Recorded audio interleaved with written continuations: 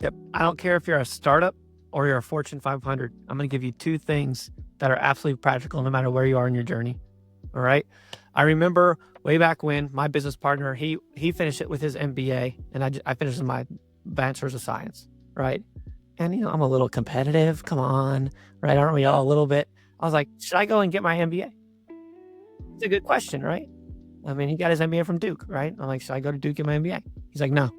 Everything I learned, I can put on one page. Like, what do you mean? What did you learn? He said, know your customer. That's all. The customer has the answer to the test, which is why, like, one of the teams that I named at one of a larger company I was with, I was the Fortune 500 for a little bit. I named it the customer buying experience, right? That's knowing the customer. You know what you should do when you finish listening to this podcast? Cold call your company. We talked about speed to lead. We talked about race to the face. I have a guy really like when the manager starts on the first day, he's like, I want you to call all 12 of our competitors. Just call them today. 10 of them won't answer. The one that does, like, what you want?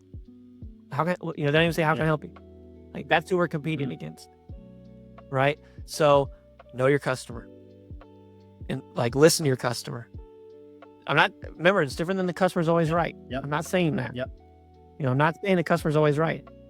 But what I'm saying is, if someone gives you a dollar, it's your responsibility. You took the dollar to serve them in a way, because that means referrals. That means everything. Better product. It's everything. The customer has the answer to the test. The second piece of advice is... Hello, everyone, and welcome to the Business of Learning podcast. My name is Joao Camargo, and my guest here today is James Hatfield, who is the CRO at LiveSwitch. James, thank you so much for being here today. Thank you for having me. Looking forward to the conversation. Same as well, because you have such an amazing track record of so many things that you've done in the past from LiveSwitch, but also outside of LiveSwitch. So why don't we start off with you just telling everyone a little bit more about you, about LiveSwitch, who you guys are, who you help, and any context you'd like to share. Yeah, so currently I'm the Chief Revenue Officer at LiveSwitch. We specialize in a communications platform for all kinds of businesses, from home services to property management, even to emergency response, where we are using the cameras that you carry around in your pocket every day. We certainly know how to text, we know how to talk on the phone, but the next age that we're coming into is the age of video, and we are helping thousands and thousands to connect in that way. That's amazing. Talk to me about the founding idea of it, because everybody has their phones, everybody uses the cameras, everybody does all these amazing things with technology. But what made you guys decide to use this as an opportunity to help these businesses grow? Well, first we didn't. Okay, so a lot of companies come to us to power different communications, and the individual that came to us this time was the chief of police of Washington, D.C., to reinvent the nation's 911 phone call. Because when you make a 911 phone call and you call 911, it's over telephony, which is, the worst part of your phone is the phone, right? You're always like, can you hear me now? What's wrong with this thing? My phone can do everything, but it doesn't make a phone call very well. Well, that is a pretty ancient technology. It's just what we have. I can't believe we still have phone numbers. I can't even remember my own. But what happens is we wanted to reinvent the 911 call. So when you make that call, now we can tap in and start using your cameras. So I had to come up with a way. I was a product officer for quite a while here. Come up with a way to tap into your camera without you having to download an app or lose any time. And so found a way to, through a utilization of a text message, where you can tap a text message and now we can get into your cameras, and that camera stream can go right to the police car, fire truck, or emergency medical. So the officer, firefighter, emergency medical can see what they're driving into. It's called situational awareness. And you don't want a citizen to have to stop and download something, remember a password. They're already compromised. Now, if they can just tap it, one button tap, boom, show us. And now we know what we're driving into. It helps them with vehicle selection, helps them understand what they're driving into. And now in the age of, unfortunately, we have a lot of violence, especially in our school systems. This was the whole idea. And the final thing it does is give a point of redundancy, meaning if I'm talking on the phone, that's one point. Now I'm talking to you through the internet with video. So if I lost my phone, I can still have my video. If I lost my video, I still have my phone. So that point of redundancy also is a benefit in a situation. That's such an when you think about the founding story of so many businesses, there's often these like moments of I guess I'll call it a spark that allows them to have that creativity. It's like, okay, here's a problem that might be difficult to solve, but if we solve it, it can be a huge opportunity. And it sounds exactly what you guys have going on as well.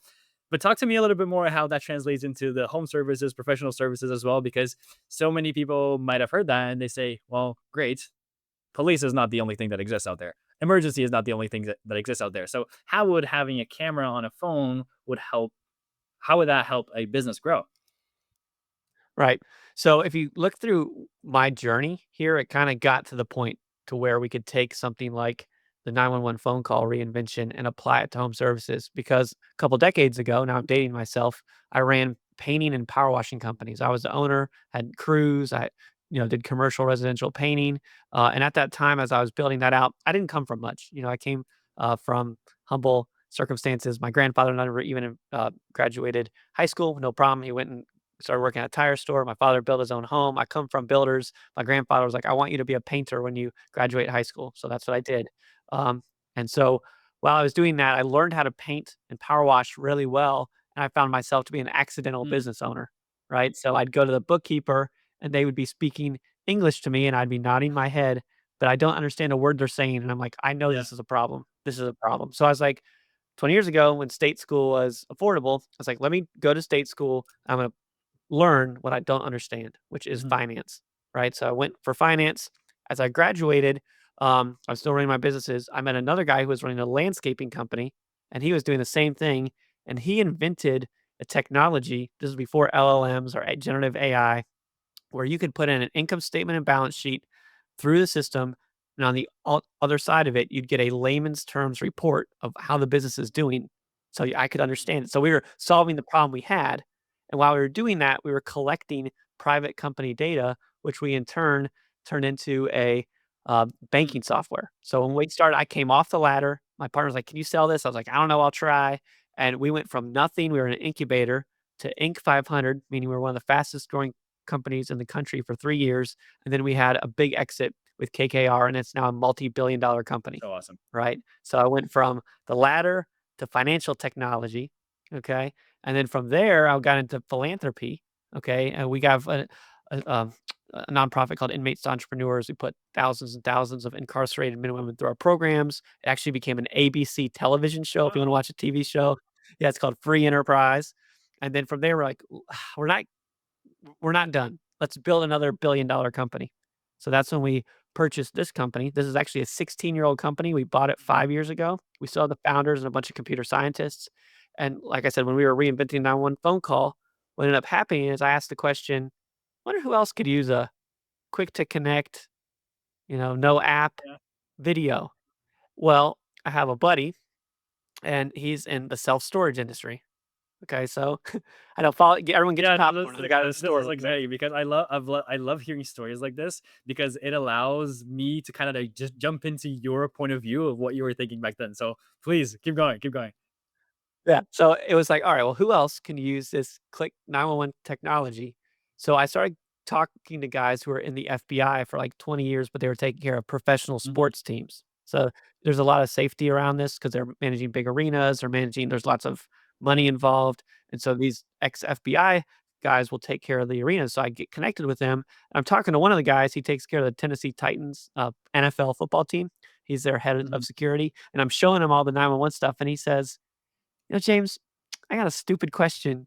It's like, if the trash cans were to fall over across the arena and my guy is over there, can I just text him and he can show me so I don't have to hop in my little golf cart?" And I'm like, "Oh, yeah." And it started reminding me of, if you remember Nextel Yeah. Oh walkie-talkies yeah. or CB Oh, that radios sound, man. back in Oh the my day. god, that sound is like ringing in my ears forever. Oh, yeah, everybody knows that sound, and everybody had to have it, especially if you're in home services. Like, I'm talking to all my guys, right? So, from there I start speaking to one of my guys who is in self-storage. He's just a friend. And so I'm telling him the same story like I'm telling you, but he is actually and his family are in the Hall of Fame of self-storage. I'm like, "There's a Hall of Fame Okay. of self-storage?" Like, "What?" I didn't nobody knows. Like, "What?" He's like, "James," he's like, "why don't you just come in and use this stuff to disrupt self-storage? We all have all these different facilities and we're all trying to manage them with less people. Maybe you can figure something out." I'm like, "I don't know a dang thing Yeah. about self-storage." He's like, "No problem. Come to me to Las Vegas, come to the big Self Storage Association show, and you can meet all the smarty pants people." So I'm the nerd with the glasses. So I go out there and I'm looking at everything, and I see that they have these like really expensive, like think huge TV, a big kiosk, costs like 10 grand or some 20 grand to get the hardware, and it's so you can connect and video talk to somebody in a call center. I'm like, "Hmm." So I start thinking about that, and while I'm thinking about that, I'm like, "Okay, I gotta talk to more storage people." Well, there's these businesses called moving and Yeah. storage. Like, I'm like, "It says moving and storage, so let me call them." And they're like, "James, not the same. We're movers. We move boxes, man. We take boxes from point A to point B." And I'm showing him the stuff, and this guy, I didn't know him from anybody. He is a big thought leader in the moving industry of all industries. And he's like, "James, you're sitting on liquid gold." I'm like, "What do you mean?" He's like, "You should know this." He's like, "The most expensive thing I do as a business owner is I put one of my hourly wage guys and one of my trucks burning up gasoline, going across town just to try to win business. And sometimes when we show up, that person has no Mhm, business calling us because they're just gonna get their friends and 2 pizza boxes and mhm, move everything. Now I can just look at the job, see if they're serious, and in some cases, I can even close the business." And he was so right. mhm. Like, this was, like, 2.5 years ago, it was Yeah. boom, like, now we have thousands of people using us. I got all kinds of industries. We're under the hood of, like, ServiceTitan and Jobber, and but we're the communications company, and now it's changing industries. So it's been a pretty wild ride from being living on a ladder, 911, self-storage to moving, and now we're also big in self-storage. I mean, it's crazy. That went back full circle to self-storage as well. That's awesome. That's exciting. That moment where you struck gold is like, oh, here is the potential for this entire thing, and just boom, head first, dive into the opportunity. Oh, yeah, I remember calling my partner after I had the conversation with the guy. I was like, "You're sitting on liquid gold." I literally called him and I was like, remember that the old TV show, Beverly Hillbillies? Remember the guy, like, shot the shotgun into the ground and the oil came bumping up?" I was like, "We got it." And he's like, "What are you talking about?" Like, I'm like, "We got it. I know we got it. Like, our little baby is gonna fly." Awesome. Right? And it sure did. I mean, it's been a wild next, 2.5 years, and we're scaling and growing Yeah. fast, and No, this is exciting. it's This is crazy. exciting. Thank you so much for sharing that. I would love to have a little bit of a different question for you here, because as much as this is all amazing and it sounds like sunshines and rainbows, we all know business is not like that. No way, right? It's great to talk about the successes and the many things that are happening and the impact. But talk to me a little bit about the challenges in being able to achieve what you guys have achieved, and how are they different from possibly the challenges that you face right now? Yep. Our challenge is 2.5 feet. Mhm. 2.5 feet. It's the distance from your ear when you're holding your phone on your ear to extending it out Mm. to 2.5 feet in front of your face, right? We know how to text. We know how to call. We're kinda okay at FaceTime, but Yeah, not not really, really, no. right? I don't meet anyone that's like, "Oh, all I do is ever FaceTime." I'm like, Yeah. nobody does that, right? So that extension of the arm to see what people see. Now, it's one thing to use a FaceTime call to watch, Mhm. your friends and, family. But it's another thing to start thinking about this in a professional setting because FaceTime is not a professional like tool. It's not tuned up for Yeah, third party. It's not tuned up for a 911 call. I'll give you a like bit of an correct. example. So if I'm the citizen in a compromised situation, if I was on a FaceTime call, I'd have to look through at myself at something the size of a postage stamp. And if you have big, thick glasses like I do, you're Challenge. trying to look through we made it the reverse of a FaceTime call. So you see yourself big, and in this case, maybe for a home service salesperson or owner, themselves small. Mhm.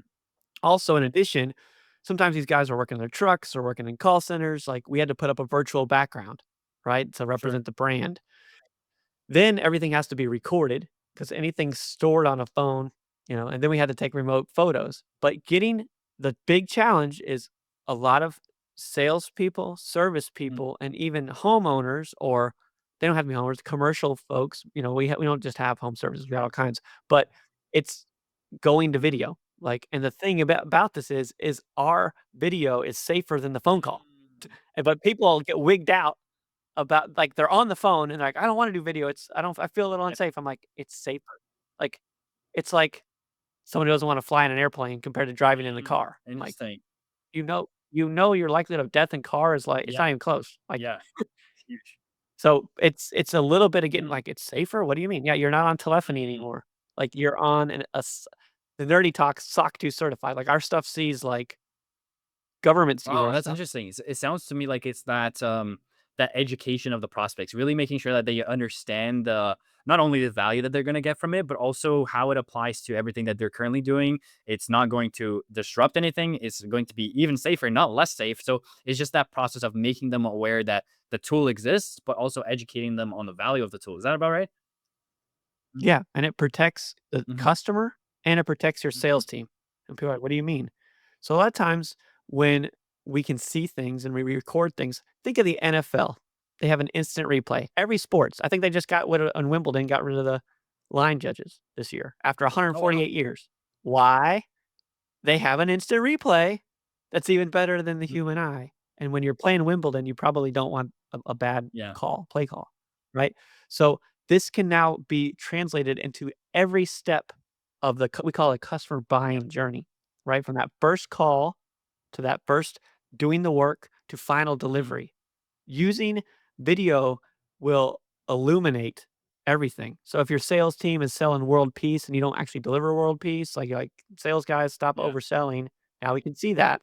Or a customer's like, well, your sales guy said that, they would also, take care of my shed as well as my house roof. And you're like, no, we just quoted you for the house roof. Like we can do the shed, but like look at the NFL Yeah. instant replay. Or they'll look up because they got their painting done and they'll blame the painter like, your guys dinged my gutters." You're like, "No, dude, like, look at this video. We weren't even on property. They're already Yeah. dinged Instant up." Right? clarification. So, it's helping all of that, right? The before and after. Like, when you dig a trench and you put dirt, you kinda forget where you put Mhm. the pipe. When you put drywall up, you forget. So, all of these bits and pieces now and as much as we like to type on our keyboard, most people don't. Hmm. How many people listening go ask your team, "Do you love typing into the CRM, and do we all make them do it, and we call it the one source of the Yeah. truth?" "Oh, yeah, we all do that." Right? Well, now they are sayings for this. If a picture is worth 1,000 words, and nobody wants to write 1,000 words, a video is worth 10,000 Mm. pictures. So just put the video in there, and you'll see it shines light on everything.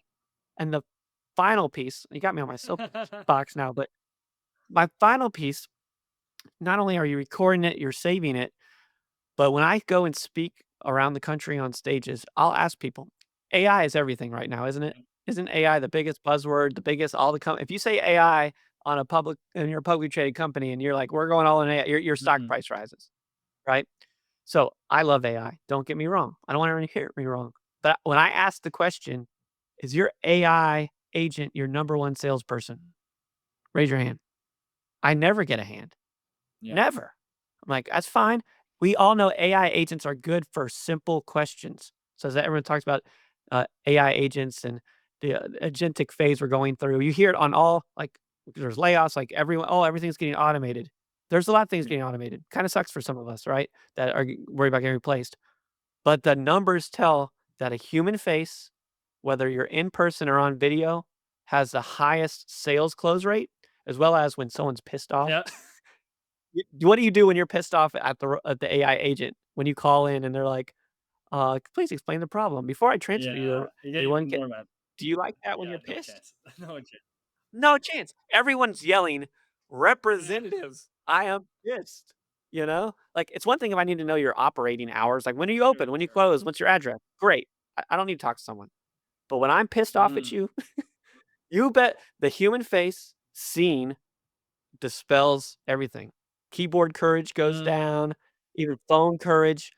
It's hard to yell at somebody, right? But then the person can solve Yeah. that problem quickly.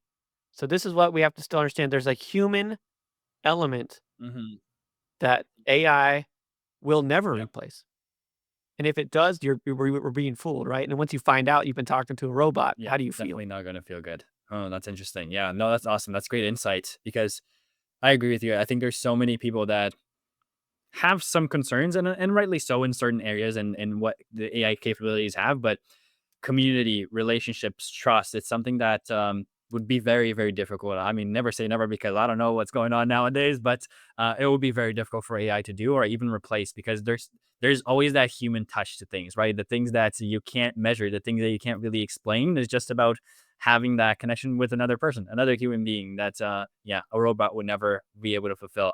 That's interesting. So I just wanted to touch back on what you said as well, because people now know that there are solutions to the things that they saw, to the problems that they have, but it's just a matter of being aware that they exist and how it actually affects them. So once that actually gets solved, then you're able to get the impact that you're looking to get. What do you think is the hardest part of giving them that awareness, educating them on this problem without dealing with the usual, I'll call it the objections that they'll fire at you? Yeah. Yeah. You're gonna get always gonna get objections. There's an adoption curve. As we know with all technology, when the first iPhone came Hmm. around, when Gmail address I can remember telling people, like, when they went from AOL to Gmail, like, or you from AOL to Yahoo to Hmm. Gmail. Monumental steps, oh my gosh. No, there is an adoption curve, right? There's people that instantly get it. There's people that instantly, like, will start using video live and recording pictures in their business, and they're like, "Oh," once it saves your backside, once Yeah. you close a deal where you didn't have to drive out, once you do a follow-up with an unhappy customer or you save driving across town for something silly like, "Oh, you forgot to hit the on button." Haven't we all done customer success calls for something in your business where you're like, "Oh my goodness," and we flew on an airplane sometimes or we drove out, like, then it's like, "Oh, I Hmm. got it." Like, boom, I got it. But until then, it's like a come and Yeah. see, touch, see, taste. Like, I know when I sit down with people and I show ourselves the first time, the magic moment is, "Let me send you a text." They tap it and they instantly, Yeah. wow. It that one-click solutions that are effective are mind-boggling. That's why when Google had the one address bar and everything was white, it was blowing people's minds, Yeah. right? How do you answer your phone? One swipe. How do you start your car? One tap of a Yeah. button. Mm. We are a one-tap people. We like one Yeah. tap Little friction. delivers overnight. Amazon Prime has ruined all of us, right? But if you serve customers, that is their baseline for Mm. speed. We always talk about race to the face, speed to lead, like, you are on the Yeah. clock, and in today's information age, people just move on to next company, next Yeah. person. How do you differentiate? How do you it's just like athletics. We pay the best NFL, wide receivers the most money who are the fastest. I think Tariq Hill did pretty well if you're an NFL Hmm. nerd, or fill in your favorite No, sport. for I'm sure. sure they're kinda Yeah. fast. No, this is so, so awesome. And you said something that actually reminded me of a study I saw not so recently anymore, but are you familiar with the speed to lead study from Harvard? Oh, Okay, not from so Harvard, but I know all about speed to lead, but you yeah, this educate me. actually might not be from Harvard. So if someone's listening and knows it's not from Harvard, just take the message, the actual value from and not the specifics. But I believe it was from Harvard, and they were just measuring speed to lead. The importance of it for anyone that doesn't know, it's when a lead comes in, how fast to actually reach out to that lead. They saw that if you had a speed to lead of 60 seconds or under, the revenue, not the conversions to the next step, the revenue of the company grew to, I think, 392%. So you almost 4x the entire business just from having better speed to lead. The entire That's right. business. That's So right. that's how And important it is, but people don't acknowledge that. and that's just a rookie. Those are rookie numbers. You learn to pick your phone up, your revenue increases. I know that's wild, Oh yeah, crazy thinking. It's crazy, right? If someone calls you, you should pick up. Well, go figure. what? Yeah, they'll call the next person. You're not that special. Really, you're not, right?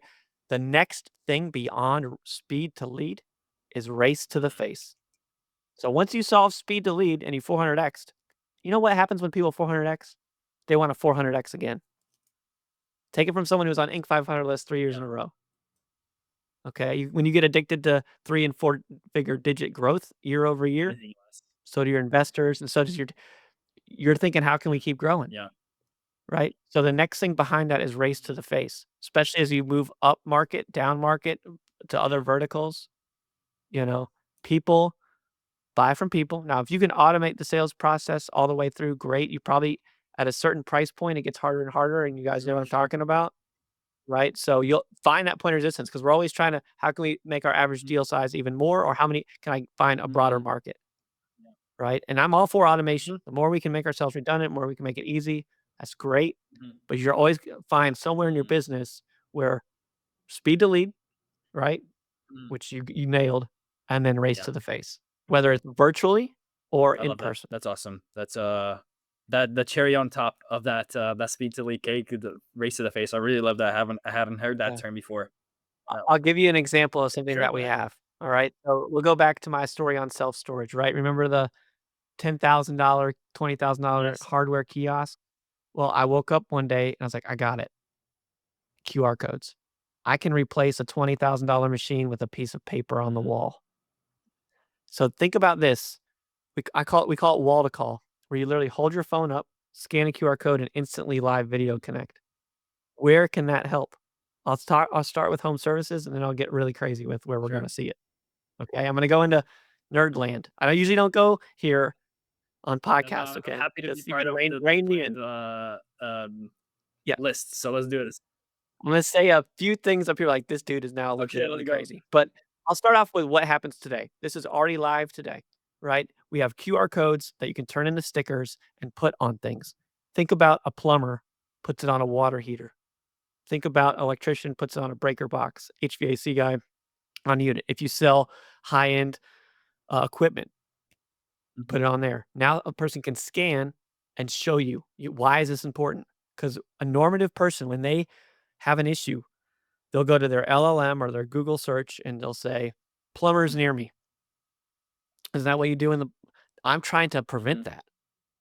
I want when you lift that toilet lid that there's a QR code underneath that says, "So and so plumbing. Here's our phone number. Scan a QR code and show us Yeah. the issue." Now that video, boom, and we can Mhm. see it. And we prevented you going to Yeah. Google. Okay, so that's today. That's already rolled out. If you haven't heard about this yet, Yeah. get on board. Like there's a big race to claiming. Where is this going to go next? Think about on retail and medical, right? So if you get issued, let's say you have diabetes and now you got a new insulin pump. That first time that you want to use your insulin pump, if you have a problem, try to Yeah. explain that to someone who's never well, the white the dial here says that and the tube says that. I don't know what I'm doing. Yeah. Well, show me. Show me. Mhm. Okay. All right. Boom. Think about you order a desk from IKEA. Now you're trying to assemble it. And if you're like most people, we just throw the instructions away and we try to go for it and then we get Yeah. frustrated or they forgot a part. Have you ever put together something and then you're Yep, one, yep. man. Oh, man, that gets annoying, but yeah. Yep. It's annoying, right? So how do you're gonna be pissed off. What is this thing that dispels I'm so sorry that happened. I know the part. Looks like you're missing these screws. I got it right out for Mhm. you today. Thank you for letting us know. Or you're just messed up. You're like you put the wrong size screw in the wrong Yeah. size thing. A little bit of help, especially on high end. Maybe I'm renting a huge backhoe or a Mhm. tractor. It's more So those QR complicated, yeah. codes. It's more yeah, but now that we're getting more comfortable scanning and tapping links, the next thing, and here's where I'm in nerdland to go away, is the phone Mhm. number, right? Telephony needs to go away. No more phone numbers. And this type of communication platform can get rid of it, make it safer, and now we start putting practical, tactical AI, okay? This is the thing about AI, practical and tactical. So what we're adding in to live video, laser guidance Mhm. systems, measurement tools, real-time translation if English is Yeah. a second language, right? If I can't speak Portuguese, which I tried and I can't, I fail, right? So think about those like Japanese Yeah. ninja movies where it's translating in Mhm. real time. Post Yeah. meeting, think about during a meeting, think about inventory lists, like all of these things that I love how Microsoft coined it Mhm. Copilot. I think of the Iron Man, Mm. right? He's in the Yeah. iron suit with Jarvis, and that's to me awesome Yeah. AI. The Iron Man suit. Mhm. That is what we're trying to and gotta have video awareness. Mhm. We start seeing it now with FSD, Waymo. Wow. It's endless. It's endless the things I can cover. And that's exciting. That's really, really awesome. Thank you for sharing that piece of it as well. I have a couple few final questions here for you, James. One is there is so much knowledge that I know exists inside that head of yours from every experience that you've gone through in entrepreneurship. So I'd love to know if there's any piece of advice from mentors or any experience that gave you a very good, impactful lesson that you carry really close to your heart. Again, be it from your own experiences or advice from a mentor or something that happened. Anything from all these years in entrepreneurship, being in the Inc. 500 3 years in a row, all these amazing things that you've gone through that you would love to share to someone that's listening in their own entrepreneurial journey of growing their own company as well. Yep. I don't care if you're a startup or you're a Fortune 500. I'm going to give you two things that are absolutely practical no matter where you are in your journey. All right. I remember way back when my business partner, he finished it with his MBA and I finished with my bachelor's of science. Right. And I'm a little competitive. Come on. Right. Aren't we Yeah. all a little bit? I was like, should I go and get my MBA? It's a good question, right? I mean, he got his MBA from Duke, right? I'm like, should I go to Duke get my MBA? He's like, no. Everything I learned, I can put on one page. Like, what do you mean? What did you learn? He said, know your Mm, customer. That's all. The customer has the answer to the test, which is why, like, one of the teams that I named at one of a larger company I was with, I was the Fortune 500 for a little bit. I named it the customer buying experience, right? That's knowing the customer. You know what you should do when you finish listening to this podcast? Cold call your company. mm, We talked about speed to lead. We talked about race to the face. I have a guy, he really, like, when the manager starts on the first day, he's like, "I want you to call all 12 of our mm. competitors. Just call them Yeah. today." 10 of them won't answer. The one that does, like, "What you want? How can," they don't even say, "How Yeah. can I help you?" Like, that's who we're Mhm. competing against, right? So, know your customer and, like, listen to your customer. I'm not remember, it's different than the customer's always right. Yep. I'm not saying that. Yep. I'm not saying the customer's always right. But what I'm saying is, if someone gives you a dollar, it's your responsibility. You took the dollar to serve them in a way because that means referrals, that means everything, better product, it's Yeah. everything. The customer has the answer to the Mhm. test. The second piece of advice is learning how to make employees owners. The difference between an employee and an owner. When an employee is walking around the office and they see trash on the floor, they walk on by it because it's Yeah. not their job. An owner will stop, pick up the trash, and throw it away. Have you ever washed a rental car Mhm. before? No. Why haven't you washed a rental car? You don't own it. What you own, you care for and you love. So if you can transition your team to be owners, and this is very difficult. This is the conversations that will keep you going for Sure. years. How do we make more owners? All right, know your customer, they have the answer test, and make more Mhm. owners. That'll No, change that's your life. phenomenal. That's phenomenal. Can I ask you a question about number 2? Um, Yes. it's interesting because I've heard that said in different ways before, not as clear as in the way that you just mentioned. Sorry, in the way that you just brought up. But I find it interesting that perspective because sometimes people might ask you, okay, I would love to do that, but what about the very low level activities in my company? How do I make them owners if they are just taking care of very simple things, minute tasks? Maybe it's admin, all those things. What would you say to that question? I'd say you don't have a 5-year plan for that person. You don't have a 10-year plan. I bet you don't even have a 30-day plan Mhm. for that person. Now, it's their responsibility to have a vision for themselves. This is not babysitting. But as a leader, and I don't even like to call myself manager ever. I don't even like my title. Like I want to I want to race to the bottom. There's always a race to the top. Going to the bottom is easy. I want to serve other people, right? I want to treat others better than myself. So what I've got to do to serve that person is to have a vision for them. Yeah. Awesome. If I have a vision for them, I can sit down and we can connect. I don't just force it on them. It's a collaborative process of vision, but you got to start somewhere. There's nothing wrong with starting with the entry level job. If you're on an entry level job on one of the fastest growing companies on the planet, you're in a Mhm. good spot. Your job is to get on the right Yeah. boat, and that's up Mm. to you. I would rather have an entry level job at a fast growing company that's doing things I love than an entry level job on a sinking ship A million percent. or a Yeah. burning What was house. it? Is it Charlie Munger or why is Charlie's um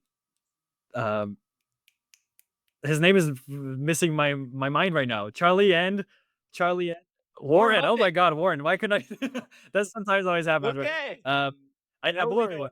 And anyways, I don't know which one of them said, but they said I believe it might have been Warren. He said it's not about the how hard you row, it's about what boat you're in. So it's That's it. so interesting to have that connection to what you just said. So that's phenomenal. I mean, Warren's Buffett's first company, he bought a windmill Mm, company.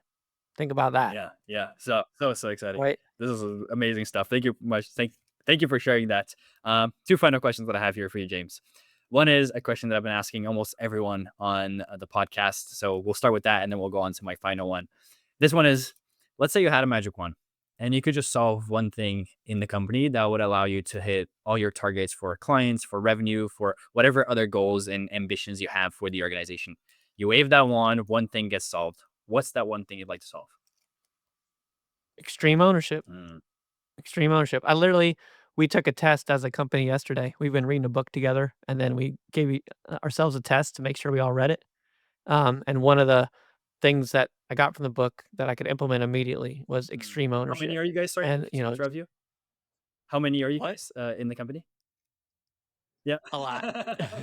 And growing. I can't tell you, we're No private, problem. No problem. that's one of the things we don't talk about, but it's okay, but we're growing fast and we're adding numbers every day. If Yeah. you need a job, Yeah. give me a call. No, that's awesome. Extreme ownership. I really like that. And then my final, yeah. Extreme ownership. Are you also Yeah. referring that to the book Extreme Ownership as well? No, No, okay. Just no. in the idea that you've portrayed for me. Yep.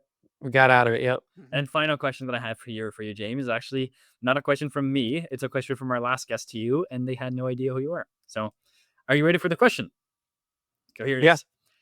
How would you like to improve your culture, community, and ROI through the use of a training program that focuses on skill development in a digital world? Okay. So I've been talking about this recently. I read a book called, Making Money is Killing Your Business. And in that book, something I tended to avoid in the past, I actually called one of my team members and I apologized to them. When's the last time you apologized to somebody? Because they were like, "I'm feeling a little frustrated that we don't have a process." And sometimes I move so fast, I'm like, "We don't need to have let's just go." Like, the process is Yeah. go get it, you know? Um, but I had to step back and I'm like, "Oh, he's so right." And this book is just advocating that it can create confusion and frustration when you don't outline, and it doesn't need to be like a process that you would go get, yeah, your Mhm, MBA. I'm talking about like a 2 bullet process, like a mhm. 2 bullet thing Very that's simple. always to be owned by that person, can be changed, but also can be handed off, which is beautiful. Redundancy is Mm, beautiful, right? So through training, and whether you have a program, whether you have a Google sheet, whether you have a piece of paper, write down the process. It's living and act. So there's this thing, the author called it a okay. freedom map. It's basically from end to end, follow your entire company. You should be able to do this on one piece of paper and have a bullet or 2 per each. And then you could double click into each one of those and it would be how Mhm, to do that. And that you give ownership to the person doing it. Like mm, enhance this, make it better. Let's make how can we improve it? And that way I could give it to the next person. If this person left the building, you got to do the lottery ticket test, right? Can I yeah. pass that off? And it all rolls up to your freedom map is what that book calls it. But, yeah, I think there's a lot of power in that, and it can reduce frustration, and it can increase empowerment, and that, to the end of the question, improves the Amazing. culture. James, thank you so much for your time. This has been such an incredible conversation. So many insights, so many amazing things that I've learned. Where should people go if they want to learn a little bit more about you, but of course also a little bit more about LiveSwitch? 2 places. 1, if you're listening to this podcast, reach out to me on LinkedIn, James Hatfield, LiveSwitch. Personally reach out. Anyone who personally reaches out to, I get time with. I've met tons of amazing people that way. I'll give you time. Anyone listening to this podcast and taking time to educate yourself, I'll give you time. Second, if you're interested in our platform, our communication platform, LiveSwitch, go to our website, LiveSwitch, LiveSwitch.com. Check it in the show notes, probably, right? And what I want you to do when you click demo, I want you to say, "Hey, I heard you on the podcast, and James, I want to talk to James. Tell him you heard him on this podcast right here, because I want to make sure anyone listening to this podcast right now can get to me. I won't farm you off to anyone else in my company. You can come to me, and that's a promise I'll make to you if you've been listening." Amazing. I will, of course, leave everything down below here in the description. There will also be a code that LiveSwitch's team was kind enough to give to every single listener if you decide to sign up, where you get a discount as well. So if you're interested in checking any of that out, it is all here in the description. Thank you so much for your time again, James. For everyone that is still listening and you enjoyed this conversation and you want to hear more conversations like this, please hit the subscribe button and I'll see you on the next episode. Thank you, James.